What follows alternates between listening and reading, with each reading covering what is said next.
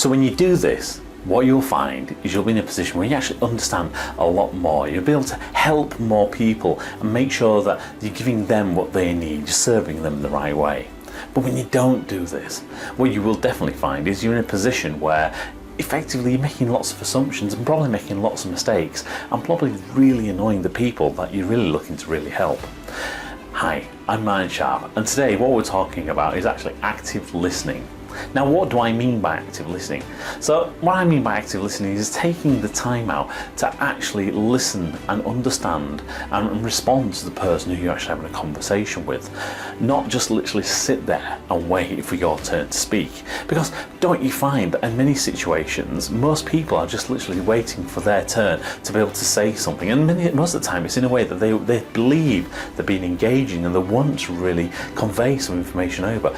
But what they do is they miss the point. And this is really important that you don't miss the point, especially when you work in an organisation or you're working on some kind of major change, whether that's a major change for the organisation itself or for yourself or for somebody else that you're working with. Because this point of understanding is really what's important. It's the piece that really drives through what it is that you're going to be doing. And you might agree with me that to really understand something is really how you then be able to help other people to be able to make the change that they need to. And perhaps you're in the same position as I am in the fact that, I really like to help people. I really like to serve the people that are around me and make sure they get the best possible use out of the time that they spend with me and to be able to get the maximum benefit from the experience that I can bring to the table. But I can only do that if I understand what it is that they're doing and to be able to make that work.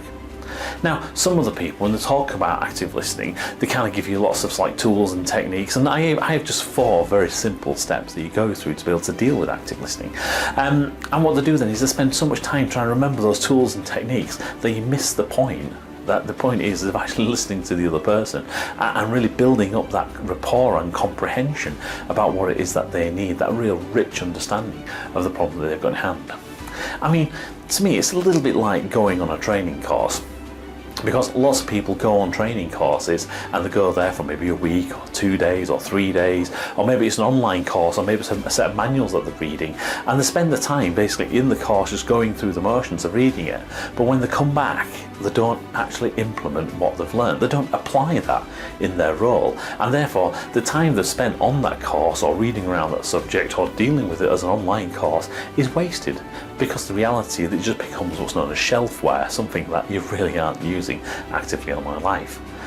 And having conversations with people where you're trying to build up an understanding, if you're not then taking that information, really applying it to their situation so you understand what's going on, it's the same as that course. You've basically just wasted that time which you've had with that person.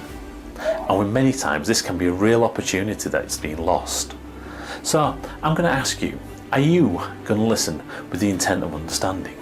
Are you going to spend time with people to make sure that you understand the relevant parts of how you can serve them better?